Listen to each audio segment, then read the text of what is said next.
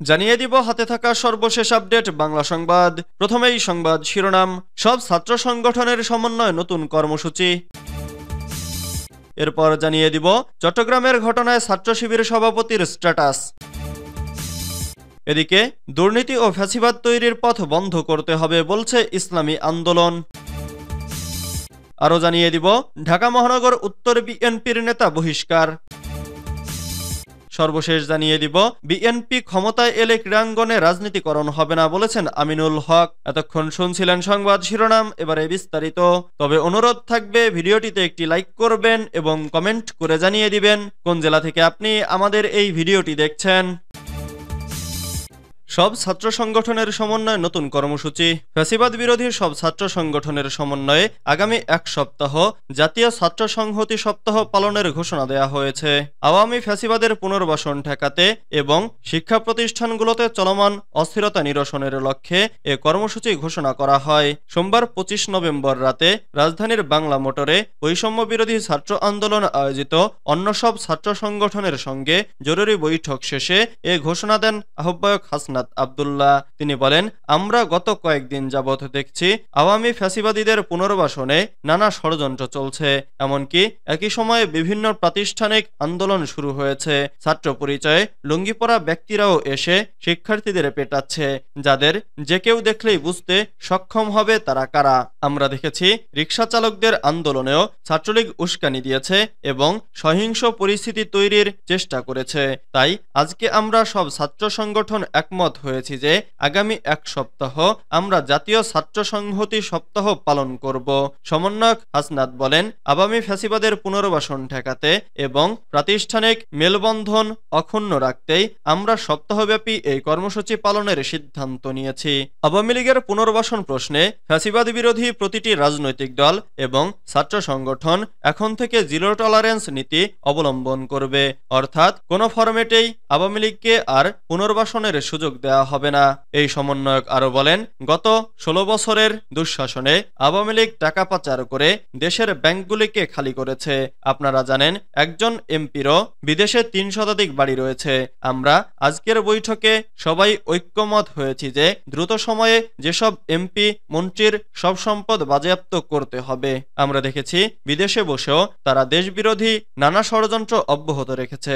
তাদের সব সম্পদ বাজেয়াপ্ত করা না হলে এভাবে তারা ষড়যন্ত্র করতেই থাকবে এবং একের পর এক দেশে নানা বিশৃঙ্খলা তৈরি করবে। তাই আমরা সরকারের কাছে দাবি জানাই, দ্রুততম সময়ের মধ্যে তাদের সম্পদ বাজেয়াপ্ত করার ব্যবস্থা নিতে হবে।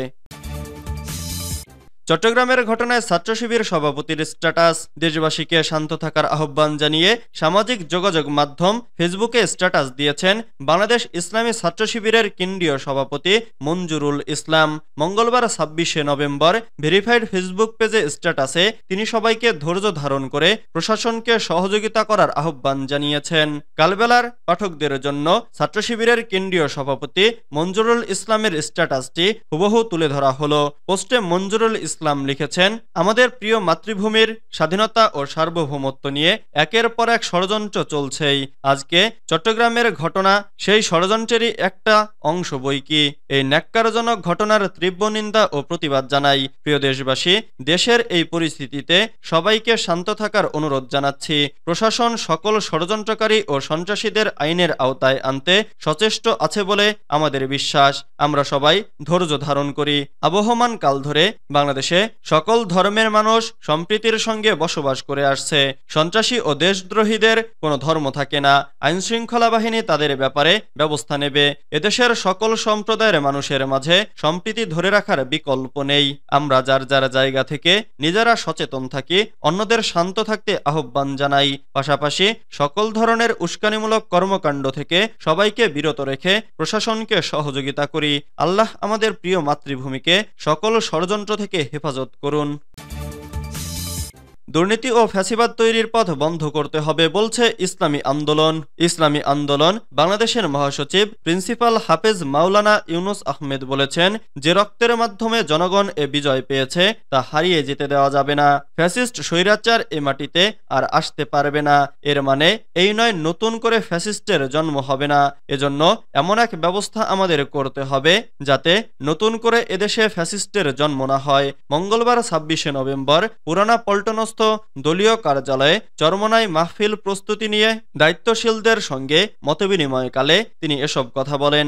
ইসলামী আন্দোলনের মহাসচিব বলেন, দ্রব্যমূল্য নিয়ন্ত্রণ, আইনশৃঙ্খলা পরিস্থিতির উন্নতি, কৃষি ফসলের লাভজনক দাম, জাতীয় ন্যূনতম মজুরি ২৫,০০০ টাকা ঘোষণা, গ্রাম শহরে রেশনিং ব্যবস্থা চালু করা, অবিলম্বে নির্বাচন ব্যবস্থার সংস্কার করে জাতীয় নির্বাচনের রোডম্যাপ ঘোষণার সময়ের দাবি। তিনি আরো বলেন, এজন্যই সার্বিক বিবেচনায় সংখ্যানুপাতিক নির্বাচন ব্যবস্থা চালুর বিকল্প নেই। এ নির্বাচন পদ্ধতিতেই দেশকে জালিমমুক্ত, ফ্যাসিবাদমুক্ত করা সম্ভব। তাছাড়া জাতীয় সরকার ব্যবস্থা গঠন করবে বলে বিএনপি বলে বেড়াচ্ছেন।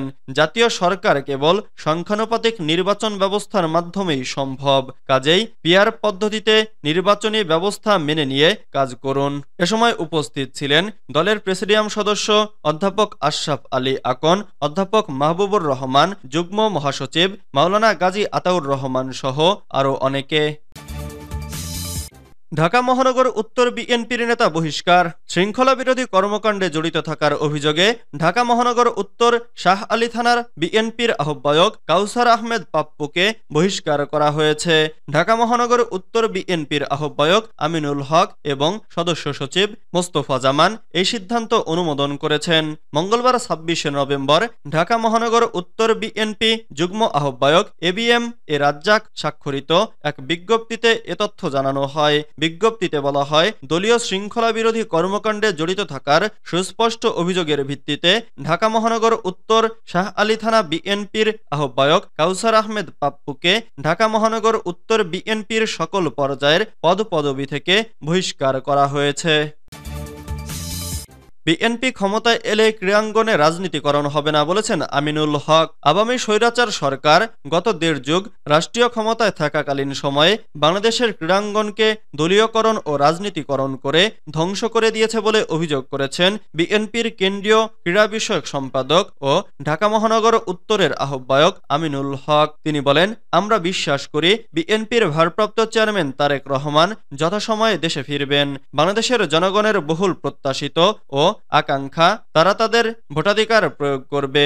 সেই প্রত্যাশিত ভোটের মাধ্যমে বিএনপি ক্ষমতায় এলে আর কখনো ক্রীড়াঙ্গনে দলীয়করণ ও রাজনীতিকরণ হবে না। সোমবার ২৫শে নভেম্বর সন্ধ্যায় ময়মনসিংহের হালুয়াঘাট ধোবাউড়া এক সংবর্ধনা অনুষ্ঠানে আমিনুল হক এসব কথা বলেন। সাব গেমসে নারী চ্যাম্পিয়নশিপ ২০২৪ জয়ী নারী কিশোরী কীর্তিমান ফুটবলারদের নিয়ে এ সংবর্ধনা অনুষ্ঠানের আয়োজন করা হয়। আমিনুল হক বলেন, যখন আমাদের ফুটবলাররা দেশের জন্য ভালো কিছু বয়ে আনে তখন তাৎক্ষণিক তাদের উপহার দিয়ে অনেক কিছু আপ্যায়ন করা হয়। পরবর্তীতে আমরা এগুলো ভুলে যাই। এই ফুটবলারদের ধরে রাখার জন্য, তারা যাতে ভবিষ্যতে পারফর্ম করতে পারে সেদিকে আমরা নজর দেই না। আমরা শুধু গরম গরম রেজাল্ট চাই। এই রেজাল্ট পাওয়ার জন্য ফুটবলারদের যে কত কষ্ট করতে হয়, কত পরিশ্রম করতে হয়, কিন্তু তাদের খাওয়া থাকা থেকে শুরু করে তাদের যে পরিবারের সচ্ছলতার বিষয়টি রয়েছে সেদিকে আমাদের কারো কোনো নজর নেই।